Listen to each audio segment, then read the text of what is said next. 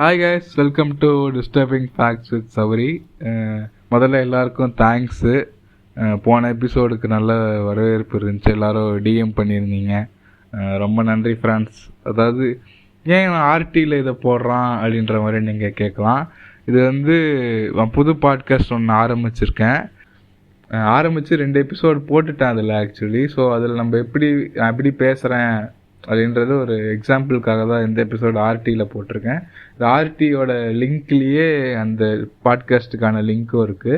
அதை போய் செக் பண்ணி பாருங்கள். நான் புதுசாக ஆரம்பிச்சிருக்கேன். இதில் ரெகுலராக இல்லைனாலும் அதில் நான் ஓரளவுக்கு ரெகுலராக இருக்கேன். ஸோ அதை செக் பண்ணி பாருங்கள். இன்றைக்கி நம்ம கூட ஸ்பெஷல் கெஸ்ட்டாக அறிமுகம் தேவையில்லை, ஸ்ரீலங்காவின் பியூடிஃபை அந்த மாதிரி எதுவுமே தேவையில்லை மட்டும் சொல்லி டேங்குடா விக்டர் வந்திருக்காரு. வணக்கம் ப்ரோ. வணக்கம். ஆர்டியில் வந்ததுக்கு ரொம்ப நன்றி. ஆர்டியில் நான் தான் ப்ரோ எடிட்டர். நீங்க ஃபுட்டேஜ் எனக்கு தான் அனுப்புவீங்க. வரணும்னு ஆசை தான் நானே ஓவலே பண்ணி பேசிட்டு அனுப்பி போஸ்ட் பண்ணி விட்டுருவேன். அப்ப இது வச்சிருக்கீங்க இல்லையா, எப்படியே நான் கேட்க மாட்டான் எபிசோட், அப்படியே அப்லோட் பண்ணி விட்டுருவான். ஓவர்லே பேசினாலும் தெரியாது இல்லையா? ஆமா. ஏன்னா நான் எடிட் பண்ணி கொடுத்தா சபரி வந்துட்டு அதை வந்து பாக்குறதே இல்லை, சரியா? அதை அப்படியே அப்லோட் பண்ணி விட்டுரும். அதுக்காகவே நான் வந்து எடிட் பண்ணி முடிச்சதுக்கு அப்புறம் நானே ஒரு வாட்டி கேட்டுட்டு தான் சபரிக்கு அனுப்புறது. அது ஒண்ணும் இல்லைங்க, அந்த ட்ரஸ்ட் எடிட்டர்னா அந்த ட்ரஸ்ட்ன்றது இருக்கணும், புரியுதுங்களா? அவங்க மேல அந்த நம்பிக்கை நாணயம். Kalyan jewellers random talks uncut வேணும்ன்றவங்க டேங்கடா வந்து 10K சப்ஸ்கிரைபர்ஸ் கொண்டு வாங்க. டேங்கடா அன்கட் தரும். அதுல நிறைய பேர் உள்ள போக வேண்டியது. பார்க்கலாம். ஸோ இன்னைக்கு நம்ம பேச போற டாபிக் என்னன்னா ஃபால்ஸ் அலாம். இன்னொரு இது எப்படி சொல்லலாம்னா ரெட் ஃபிளாக்ஸ் அப்படின்ற மாதிரி சொல்லலாம். உங்களுக்கு ஏதாவது ரெட் ஃபிளாக்ஸ் ஏதாவது நடந்திருக்கா? நீங்க ரெட் ஃபிளாகா இருந்திருக்கீங்களா? இப்போ இந்த பாட்காஸ்டர் ஓனர் வந்துட்டு நீங்க தான் ஃபர்ஸ்ட்ல வந்து சொல்லணும், அதுக்கப்புறம் நான் சொல்லிக்கிறேன். நான் முதல்ல ரெட் ஃபிளாக்ஸ்னா என்னன்னு சொல்லிடுறேன். அதாவது இப்போ நம்ம ஒரு டாக்ஸிக் ரிலேஷன்ஷிப்ல இருக்கோன்றத குறிப்பிடுறது ரெட் ஃபிளாக்ஸ் தான். ரெட் ஃபிளாக்ஸ்னா எப்படின்னா, இப்போ ஒருத்தன் அபியூசிவா இருக்கான், இப்போ உங்களுக்கு வந்து அடிச்சுட்டு அடுத்த நிமிஷமே இல்லை உனக்காக தானே பண்ணேன், உன் நல்லதுக்காக தானே பண்ணேன், நீ திருந்தணுன்றதுக்காக தான் பண்ணேன். அவன் பண்ணது தப்பு. ஆக்சுவலி ஒரு அபியூசிவா இருக்கிறது, ஒருத்தவங்களை அடிக்கிறதுன்றது தப்பு. அதை அவன் உணராம இவங்களும் அதை ஒரு மாதிரி அவங்களை கில்ட் ட்ரிப் பண்ணி இது பண்றதே ஒரு மாதிரி ரெட் ஃபிளாக். இதெல்லாம் ஒரு மாதிரியான ரெட் ஃபிளாக்ஸ். இது மட்டுமே ரெட் ஃபிளாக்ஸ்ன்னு நான் சொல்லல. இது மாதிரி அபியூசிவா இருக்கிறது, இந்த சப்ஸ்டன்ஸ் எல்லாம் யூஸ் பண்ணி டார்ச்சர் பண்றது, இந்த மாதிரி சப்ஸ்டன்ஸ் நீ சாப்பிடுன்னு சொல்லி வற்புறுத்துறது. இப்போ உதாரணத்துக்கு இந்த காற்று வெளியிடை கார்த்தி, இதெல்லாமே அர்ஜுன் ரெட்டி, இவங்க எல்லாமே ஒரு மாதிரி ரெட் ஃபிளாக்ஸ் உள்ள ஒரு கேரக்டர் தான். அதாவது நடைமுறைக்கு இவங்களால நமக்கு வேலைக்கு ஆகாது மீன்ஸ் ஒரு மாதிரி பிரச்சனையா இருக்கும் நமக்கு ரியல் லைஃப்ல இவங்களை தினந்தோறும் ஃபேஸ் பண்றதுக்கு அப்படின்ற ஆட்கள் எல்லாமே ரெட் ஃபிளாக்ஸ் உள்ள ஆட்கள் தான். அதே மாதிரி இப்போ இன்னும் நீங்கள் ரெட் ஃபிளாக்ஸ் இன்னும் நல்லா இது பார்க்கணுன்னா, ஆலியா பட் நடித்த டார்லிங்னு ஒரு படம் வந்திருக்கு. அதில் வந்து நல்லா கிளியராகவே சொல்லுவாங்க. ரெட் ஃபிளாக்ஸ்ன்னு சொல்ல மாட்டாங்க, அந்த கேரக்டர் ஆலியா பட்டோட ஹஸ்பண்டாக வர கேரக்டர் ஃபுல்லாமே ஒரு மாதிரி அபியூசிவாக ஒரு மாதிரி டாக்ஸிக்காக இருக்கிற கேரக்டர் தான். அந்த ரெட் ஃபிளாக்ஸ் நிறைய உள்ள ஒரு கேரக்டர் தான் அந்த ஹஸ்பண்ட் கேரக்டர். ஸோ அதை போய் பாருங்கள், உங்களுக்கு ஓரளவுக்கு கொஞ்சம் ஐடியான்ற மாதிரி கிடைக்கும். எனக்கு பர்சனலாக என்ன ரெட் ஃபிளாக்ஸ் வந்திருக்குன்னா, நான் ஒரு பொண்ணை ஒன் சைடாக லவ் பண்ணிட்டு இருந்தேன். நீங்கள் எப்பயும் அப்படி தானே பண்ணிட்டு இருக்க, ஆல்வேஸ் ஒன் சைடு ஆம்லெட் மாதிரி எப்பயுமே ஒன் சைடு தான் இல்லையா பண்ணிட்டு இருந்தேன். அவள் என்னை வந்து பிளாக் பண்ணிட்டேன். ஆக்சுவலி நான் இப்போ ஒரு ஸ்டாக்கராக இருந்தேன், ஒரு மாதிரி டாக்ஸிக்காக இருந்தேன் ஆக்சுவலி. அப்போ வந்து பிளாக் பண்ணிட்டா. அப்போ என்னாச்சு, நான் இன்னொரு ஃப்ரெண்டு மூலியமா பேசி கால் போட சொன்னேன். அவன் என்ன பண்ணிட்டா, அந்த கால் ரெக்கார்ட் பண்ணி எங்கள் ஃப்ரெண்ட்ஸ் குரூப், எனக்கும் அவளுக்கும் பர்சனலாக இருக்குன்ற மாதிரி நினச்சத அவள் வந்து என்ன பண்ணிட்டா, கால் ரெக்கார்ட் பண்ணி எல்லாருக்கும் அனுப்பிச்சிட்டா. ஸோ நான் அது ஒரு ரெட் ஃபிளாகாக பார்த்தேன். அன்னிலன் எனக்கு என்ன ஆயிடுச்சுன்னா, ஒரு ட்ராமா மாதிரி கிரியேட் ஆயிடுச்சுன்னு சொல்லலாம். நான் எப்பயுமே இந்த வாய்ஸ் ரெக்கார்டு, வாய்ஸ் நோட்டோ இந்த மாதிரி அனுப்ப மாட்டேன் யாருக்குமே. உங்களுக்கு ஏதாவது ரெட் ஃபிளாக்ஸ் அது மாதிரி ஏதாவது இருக்கா? ஸோ பேசிக்காக இப்போ சபரியே ஆல்ரெடி எல்லாத்தையும் சொல்லிட்டு இருந்ததால நான் சொல்கிறேன். இப்போ ரெட் ஃபிளாக்ஸ்ல வந்துட்டு நிறைய வகையான ரெட் ஃபிளாக்ஸ் இருக்கு. எமோஷனலா வந்து இது பண்றது, எப்படி சொல்றதுன்னா இப்போ ஸ்டார்டிங்ல ரெட் ஃபிளாக்ஸ் எல்லாம் வந்துட்டு ரிலேஷன்ஷிப்ல வந்ததுக்கு அப்புறமா நீங்க வந்து ஐடென்டிஃபை பண்றதை விட டேட்டிங் ப்ராசஸ்ல இருக்கும்போதே இல்லாட்டா வந்து உங்களுக்கு க்ரஷ் அப்படியே ஏதாவது வரும்போதே அதை ஐடென்டிஃபை பண்றது வந்து ரொம்ப முக்கியமான விஷயங்கள்.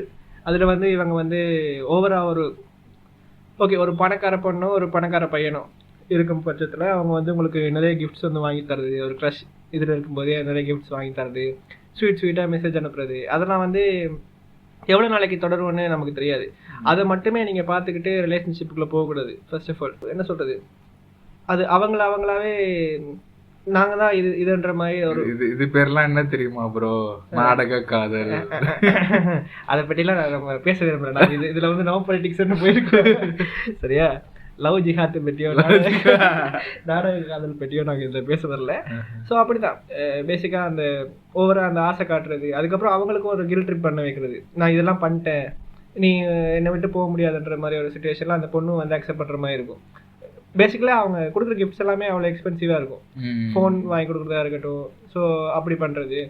அதுக்கப்புறம் லவ் பண்ண ஸ்டார்டிங்கில் வந்துட்டு உங்கள் கூட 24 hours பேசுறது, ஒரு ஃபுல்லாகவே உங்ககிட்ட பேசிட்டு இருக்கணும்னு சொல்கிறது ஓகே அக்செப்டபிள். அதுவே தொடர்ந்து நடக்குமா இருந்துச்சுன்னா நீங்கள் வந்து வேலைக்கு போகிறது இல்லையா, இது பண்ண மாட்டிங்களா, ஸோ அப்படியான இதெல்லாம் வரும். அப்புறம் நீங்கள் வந்து நீங்கள் ஃப்ரெண்ட்ஸ் கூட ஃபேமிலி கூட டைம் ஸ்பெண்ட் பண்ணுறது வந்து அவங்க சிலவங்க விரும்ப மாட்டாங்க. சில ரிலேஷன்ஷிப்பில் போயாக இருக்கலாம் கேர்ளாக இருக்கலாம், 2 பேரில் விரும்ப மாட்டாங்க. அதுவுமே ஒரு மிகப்பெரிய ரெட் ஃப்ளாக். நீங்கள் வந்து நீங்களாகவே இருக்க மாட்டீங்க சில ரிலேஷன்ஷிப்லலாம். நீ வந்து எதுக்கு இப்போ ஃப்ரெண்ட்ஸ் கூட வெளியில் போகிற, இப்போ போகாது. அதுக்கப்புறம் சில பாய்ஸ் எல்லாம் ஒரு படி மேலே போய் ஒரு கசின்ஸ் கூட எல்லாம் கசின்ஸை பார்த்தாலே ஐயோ இவ வந்து ரொம்ப டேஞ்சர், ஒரு இது மாதிரி இன்செக்யூர் ஆகுறது. இன்செக்யூர் ஆகி அவங்ககிட்ட பேசாது. இதுக்கு முன்னாடி அந்த பொண்ணு வந்து அந்த கசின் கூட ஒரு நல்ல ஒரு கசின் ரிலேஷன்ஷிப்ல இருந்திருக்கும். பட் இருந்தாலுமே பேசிக்காக இன்செக்யூரிட்டி சொல்ல போனேன், இன்செக்யூரிட்டி வந்து ஒரு மிகப்பெரிய ரெட் ஃபிளாக். அதோட ரிலேஷன்ஷிப்னு வந்துட்டா வந்து ஒரு கட்டத்துக்கு அப்புறம் வந்து நீங்கள் வந்து அவங்களை நம்பித்தான் ஆகணும். நம்பினா தான் அதுக்கு பேர் ரிலேஷன்ஷிப். ஏன்னா நீங்கள் 24 மணி நேரமும் அவங்க கூட இருக்க போகிறது இல்லை. அந்த நம்பிக்கை தான் ரிலேஷன்ஷிப் இருக்கணும் சரியா. ஸோ ரிலேஷன்ஷிப்பில் நம்பிக்கை இன்மையே ரெட் ஃபிளாக் தான், அது நம்பிக்கை இல்லாமல் ஆக்குறதும் ரெட் ஃபிளாக் தான். லவ் டுடே ராதிகா மாதிரியே பேசுறீங்களே. லவ் டுடே பார்க்கல, லவ் டுடே பார்க்கல. நான் என்னோட லவ் டுடே சொல்லுங்க மாமா குட்டி, சொல்லுங்க மாமா குட்டி. லாங் டிரைவ் போலாமா? இல்லை இல்லை வேண்டாம், ட்ரிப்பே போகலாம். ஸோ அது ஒரு மிகப்பெரிய ரெட் ஃபிளாகாக இருக்கும். ஸோ நீங்கள் வந்து லேக் ஆஃப் கம்யூனிகேஷன், நீங்கள் வந்துட்டு அவங்க கூட பேசாமல் வந்து அவங்க லவ் நீங்கள் ஓகே பண்ணிட்ட உடனே வந்துட்டு சிலவங்க பேசிக்கவே மாட்டாங்க. லவ் பண்ணும்போது ஸ்டார்டிங்லாம் பேசிக்கவே மாட்டாங்க. அவங்க லவ் ஓகே பண்ணிட்டாங்க, ஓகே இது ஆள் மச்சு, இவன் ஆள் மச்சா, அவ்வளோதான். அதுக்கப்புறம் அந்த இவளுக்கு என்ன பிடிக்கும் என்ன இதெல்லாம் யாருக்குமே தெரிஞ்சிருக்காது. ஸோ நீங்கள் ஒருத்தங்க கூட பேசாமல் இருக்க பட்சத்தில் அவங்க வந்து அதுக்கு ஏங்குவாங்க யாராவது ஒருத்தங்க. ஸோ அதுவும் வந்து ரெட் ஃபிளாக தான் இருக்கும். ஸோ அந்த டைமில் அவங்க வந்து வேறு பார்ட்னரையோ இல்லாட்டி உங்கள் மேலே இருக்கிற எஃபெக்ஷன் வந்து போகிறதுக்கான வாய்ப்புகள் இருக்குது. இதெல்லாம் சர்வசாதாரணம் சரியா. சபரி சொன்ன மாதிரி அந்த ஆல்கோஹால் யூஸ் பண்ணுறது, ஆல்கோஹால் யூஸ் பண்ண சொல்லி வற்புறுத்துறது, ப்ளஸ் நான் இதனால தான் பண்ணிட்டேன். எல்லாருக்குமே வந்துட்டு இப்போ இருக்கிற ஜென்ரேஷனில் வந்து நான் பார்த்துருக்கேன், ஆல்கோஹால் எடுத்துக்கிட்டோம்னா நம்ம எது வேணால் பண்ணலாம். ஓகே நம்ம தான் இல்ல நம்ம என்னென்ன வன்மங்கள் இருக்கோ அதை வந்து நாங்க ஆல்கோஹால் ஒரு பெக்க போட்டுட்டு சரியா மனசுல உள்ள வன்மத்தை எல்லாம் கேட்க வேண்டியது. கேட்டா மச்சான் நான் குடிச்சிருந்தேன் மச்சான். நாங்க பேசுறது வந்துட்டு இப்போ நாட் ஓன்லி இன் ரிலேஷன்ஷிப், எல்லா ஃப்ரெண்ட்ஷிப்பையும் சேர்த்து தான் சொல்றேன். மச்சான் நான் குடிச்சிருந்தேன் மச்சான், சாரி மச்சான். ஒரு பெக்கு ஆமா குடிச்சிருந்தேன் மச்சான், சாரி மச்சான். அப்படி பேசிட்டு மனசுல உள்ள வன்மங்கள் எல்லாம் வெளியே தள்ள வேண்டியது. கேட்டா குடிச்சிருக்கேன் ப்ரோ, என்ன ப்ரோ தெரியாம பண்ணிட்டேன் ப்ரோ அப்படின்னு ரொம்ப. அதுக்கப்புறம் முன்னாடி சொன்ன மாதிரி தான் அந்த கேஸ் லைட்டிங் வந்து மிகப்பெரிய ரெட் ஃபிளாகா இருக்கும். நீங்க சொன்ன மாதிரி கரெக்ட் தான், கேஸ் லைட்டிங்ன்றது முக்கியமான இதுவா இருக்கு. அதே மாதிரி நீங்க மெயின் ரீசனா என்ன சொல்றாங்கன்னா 2 பேருக்கும் இல்லாத ஒரு கம்யூனிகேஷன் தான் பிரச்சனையே. அதே மாதிரி ரெட் ஃபிளாக் இல்லாம எல்லோ ஃபிளாக்னு ஒண்ணு சொல்றாங்க. அதாவது நம்ம ஸ்டார்டிங் ஸ்டேஜஸ் ரெட் ஃபிளாக் முன்னாடி எல்லோ ஃபிளாக் தெரியாம இருக்குமா நமக்கு. ரெட் ஃபிளாக்ன்றது நம்ம அப்ரப்டா தெரியுது, எல்லோ ஃபிளாக்னா கொஞ்சம் ஆரம்பிக்கிற ஸ்டேஜ் அது. நான் என்ன பாக்குறேன்னா இவங்க லவ் பண்ணும் போதே நீங்க சொன்ன மாதிரிதான் அவ்வளவா பேசி இருக்க மாட்டாங்க. எனக்கு தெரிஞ்சவங்களோட எனக்கு நான் பார்த்தவன்ற மாதிரி சொல்லுவான். பையன் வந்து ஏற்கனவே ஒரு எக்ஸோட லவ் பண்ணியிருக்கான், அவளை பிரேக்கப் பண்ணிட்டான் சரியா. அவன் பிரேக்கப் பண்ணிட்டான், அவன் பண்ணி ஒரு வருஷம் மேல ஆகுது சரிங்களா. ஆனா இப்ப கரண்டா லவ் பண்றாங்கல்ல, அவ வந்து எக்ஸ் பேர் கேட்டாலே டென்ஷன் ஆகுறாரு. இதெல்லாமே நான் ஒரு மாதிரி ரெட் பிளாக் மாதிரி தான் பாக்குறேன். இன்செக்யூரா, ஆமா இது இன்செக்யூர்னு சொல்லலாம். ஆனா இந்த ரிலேஷன்ஷிப்ல வந்துட்டு ஒருத்தவங்க கூட நீங்க ரிலேஷன்ஷிப்ல இருக்கீங்க, அவங்க கிட்ட போயிட்டு நீங்க வந்துட்டு ஏதாவது ஒரு பிரச்சனையில வந்துட்டு நீங்க உங்க எக்ஸோட பேரை சொல்லிடாதீங்க சரியா. அவங்க செம காண்டு தான் ஆகும். இப்போ வந்து ஏதாவது ஒரு பிரச்சனை வந்துருச்சு ஓகே, அந்த டைம்ல நீங்க வந்துட்டு எக்ஸோட இதை சொல்லியோ அவங்க கம்பேரே பண்ணாதீங்க. ஒரு வாட்டி கூட நீங்க கம்பேர் பண்ணக்கூடாது. உங்க எக்ஸ் வந்துட்டு ஓகே முடிஞ்சு போன விஷயம், அது வந்து உங்க கூட நடக்காதுன்ற, இதுக்கு மேல முடியாதுன்னு சொல்லி கிளம்பி போன விஷயம் தான் அது சரியா. அதை வந்து எப்பவுமே கம்பேர் பண்ணவே கூடாது. அதுவுமே ரெட் ஃபிளாக் தான். இது கம்பேர் பண்ணலைன்னா அவன் வந்து ஃபுல்லா இன்செக்யூரா இது பண்றது. இப்போ நீங்க இன்ஸ்டா ரீல்ஸ்ல எல்லாம் பாப்பீங்க. இப்போ வந்து ஒரு ரீல்ஸ் போயிட்டு இருந்துச்சுன்னா, இப்போ வந்து me having fun with my boyfriend and suddenly realising he have one ex ரெண்டு போட்டு சூடு வைக்கிற மாதிரி.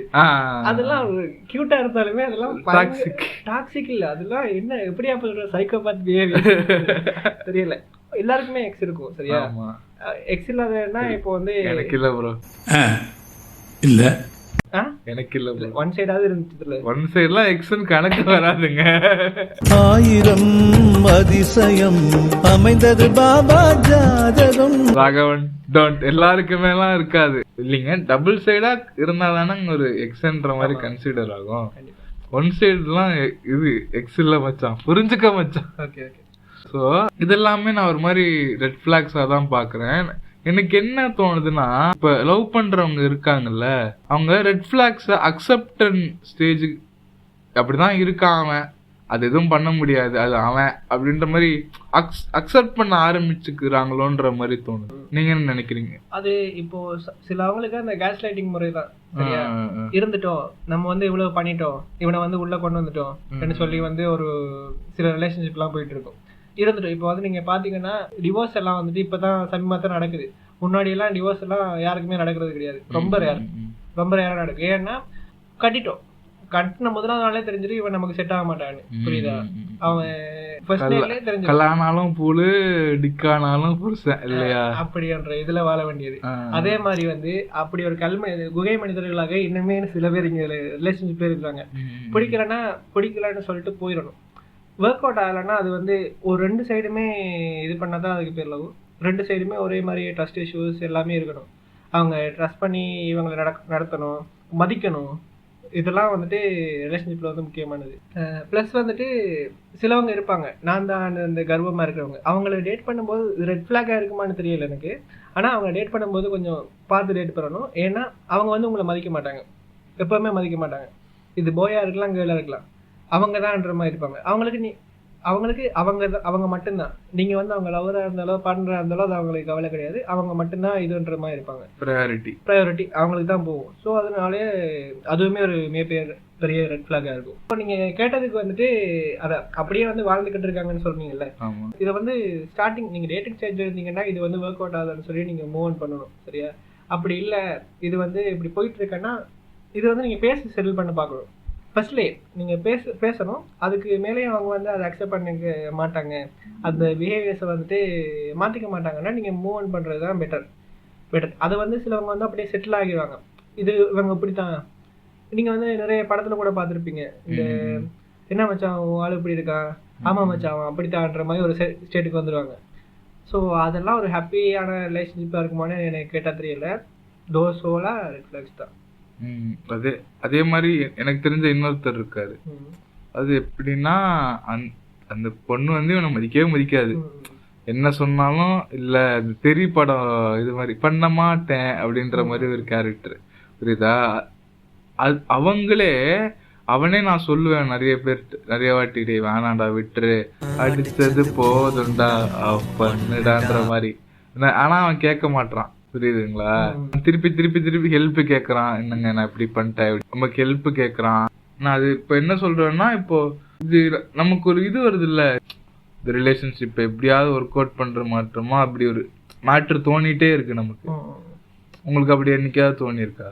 இப்போ வந்து ரெட் ஃபிளாக்ஸ் இருக்கு உங்களுக்கு தெரிஞ்சிச்சு ஓகேவா, அவங்க வந்துட்டு உங்க மேல இன்ட்ரெஸ்ட் இல்லை, 2 இருக்கும் பட்சத்துல வந்து நீங்க வந்து ஃபர்ஸ்டா அவங்களுக்கு அதை விட்டு விலகுறது தான் பெஸ்ட். சரியா?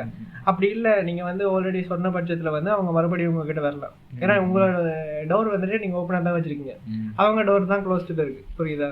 அவங்க வந்து மறுபடியும் வர பட்சத்துல நீங்க வந்து பேசி இந்த ரெட் ஃபிளாக்ஸ் எல்லாம் சார்ட் அவுட் பண்ணிட்டு செட்டில் டவுன் பண்றது தான் பெஸ்டா இருக்கும். ரிலேஷன்ஷிப்ல இருக்கிறீங்க, நீங்க தான் லவ் ப்ரப்போஸ் பண்றீங்கன்ற பட்சத்துல நீங்க வந்து அவங்கள்ட்ட ரெட் ஃபிளாக்ஸ் இருந்தாலுமே நீங்க வந்து அவங்க வந்து திரும்ப உங்கள்கிட்ட வந்து அக்செப்ட் பண்ணும்போது நீங்க வந்து அந்த ரெட் ஃபிளாக்ஸ் எல்லாம் மதிக்கவே மாட்டீங்க. அவ எனக்கு லவ் ஓகே சொன்னா போதுன்ற பட்சத்துல தான் நீங்க இருப்பீங்க. அப்படியான பட்சத்துல வந்துட்டு நீங்க செட்டில் டவுன் பண்ணலைன்னா அதுக்கப்புறம் நீங்க உள்ள வந்துடுவீங்க. அதுக்கப்புறம் நீங்க வந்து இது எனக்கு பிடிக்கலன்னு சொன்னீங்கன்னா நிபா வாட்டன்ற மாதிரி தான் அந்த பொண்ணு பார்க்கும். புரியுதா? ஏன்னா நீங்க வந்து பிடிச்சிதான் போய் எல்லாம் பிடிச்ச மாதிரி தான் லவ் ப்ரப்போஸ் பண்ணீங்க. ஸோ இதுதான் மோஸ்ட்லி ரிலேஷன்ஷிப்ல நடக்கிறது, எல்லா ரிலேஷன்ஷிப்லையுமே நடக்கிறது. இப்போ வந்து லவ் பண்ணி ஸ்டார்ட் பண்ணணும், லவ் பண்ணிடணுன்றதுக்காக வந்துட்டு எல்லாத்தையும் விட்டுட்டு போயிட்டு இது பண்ண வேண்டியது. கடைசியா வந்துட்டு இது செட் ஆகல அது செட் ஆகலான்ட்டு அந்த பொண்ணோ பையனையோ வந்து இது பண்ண வேண்டியது. இது வந்து ஆரம்பத்திலேயே வந்து பேசி சார்ட் அவுட் பண்றது பெஸ்ட். அந்த பாரதி ராஜா சொல்லுவார்ல, அவளுக்காக மாத்திக்க வேண்டியது ஜஸ்ட் ஹார்மோனல் சேஞ்சஸ் அப்படின்னு, அதை திருச்சி தமிழத்தை சொல்லுவார்ல, அதுக்கு சொன்னேன் தான். இப்போ விக்டர்னு சொன்ன மாதிரி முன்னாடியே பேசி சார்ட் அவுட் பண்றது பெட்டர், இல்ல ரிலேஷன்ஷிப்லக்குள்ள போகாமலே இருக்கிறது பெட்டர். ஏன்னா இவ்வளவு ரெட் பிளாக்ஸ் இருந்து நம்ம போய் அது அடி வாங்கி மிதி வாங்கி அதுல இருந்து மூவ் ஆனதுக்கு இன்னும் கஷ்டப்படுவோம்ல நம்ம. ஆமா, அதுல இருந்து மூவ் ஆனதே கஷ்டப்படுவீங்க. பிளஸ் அது உங்களுக்கு வந்து இப்போ வந்து நீங்க ஒரு பார்வையில இருந்து பார்க்கும்போது உங்களுக்கு ரெட் பிளாகா இருக்கு, உங்களுக்கு அதுக்கப்புறமாவோ இல்லாட்டி வந்து அந்த ரெட் பிளாக்ஸ் வந்துட்டு உங்களுக்கு பிடிச்சிருந்தா அதுக்கப்புறம் நீங்க யோசிக்க தேவையில்லை. அந்த ரெட் ஃபிளாக்ஸ் தான் உங்களுக்கு பிடிச்சிருக்கு. அந்த சிலவங்களுக்கு அந்த ரெட் ஃபிளாக்ஸா தெரியாது. ஒருத்தவங்களுக்கு ரெட் ஃபிளாக்ஸா தெரியுறது வந்து சிலவங்களுக்கு தெரியாது. காமன் ரெட் ஃபிளாக்ஸ் தான் இப்போ நாங்க டிஸ்கஸ் பண்ணி ப்ளஸ் நாங்க எங்களோட பெர்ஸ்பெக்டிவ்ல வந்து சொல்லியிருக்கோம் ரெட் ஃபிளாக்ஸ். ஸோ அவ்வளோதான் இந்த ரெட் ஃபிளாக்ஸை பற்றின இது. ஸோ மீதி வந்து சபரி சொல்லும். ஓகே, ஸோ இது சின்ன பாட்காஸ்ட் தான். ஆக்சுவலி இது மாதிரி சின்ன சின்ன பாட்காஸ்ட் தான் நான் டிஸ்டர்பிங் ஃபேக்ட்ஸில் போட்டுட்டு இருக்கேன். ஸோ அது டிஸ்கிரிப்ஷன் கீழே லிங்க்ல இருக்கு, அதில் போய் கொஞ்சம் செக் பண்ணி பார்த்து. 2 எபிசோடு போட்டிருக்கேன், இது 3வது எபிசோடு ஆர்டியில் வருது. ஆக்சுவலி சரி, ஆர்டி ஆடியன்ஸ்க்கு இந்த மாதிரி போய் சேரட்டும். இதில் விக்டர் நான் பேசியிருக்காரு, பொதுவாக நான் மட்டும்தான் பேசுவேன் தனியாக. ஸோ அதனால லிங்க்கு டிஸ்கிரிப்ஷனில் இருக்குது, செக் அவுட் பண்ணுங்கள். அதே மாதிரி யூடியூப் சேனல் ஆரம்பிச்சிருக்கோம், ஒரு 3 வீடியோ போட்டிருக்கோம். அதாவது ரியாக்ஷனாக மீம்ஸாக 5-6 வீடியோ போட்டிருக்கோம், ரியாக்ஷனாக ஒரு 2 வீடியோ, அப்புறம் ஒரு ரீல்ஸ் மாதிரி ஒரு வீடியோ போட்டிருக்கோம். ஆமாம், ஆக்சுவலி 2 ரியாக்ஷன் வீடியோவும் அதுக்கப்புறம் ஒன்று வந்து நாங்கள் ஸ்பூஃப் பண்ண வீடியோன்னு போட்டிருக்கோம். பார்க்காதவங்க போய் பார்த்துக்கோங்க. அதான் 2மே டிஸ்கிரிப்ஷனில் லிங்க் போடுறேன், 2மே போய் செக் அவுட் பண்ணுங்க. ஸோ ரொம்ப தேங்க்ஸ் இந்த பாட்காஸ்ட் வந்து கேட்டதுக்கு. எல்லாருக்கும் ரொம்ப நன்றி, தேங்க்யூ. ரஜினி நடிச்ச படம் முத்து. நீங்க தான் என்னோட சொத்து.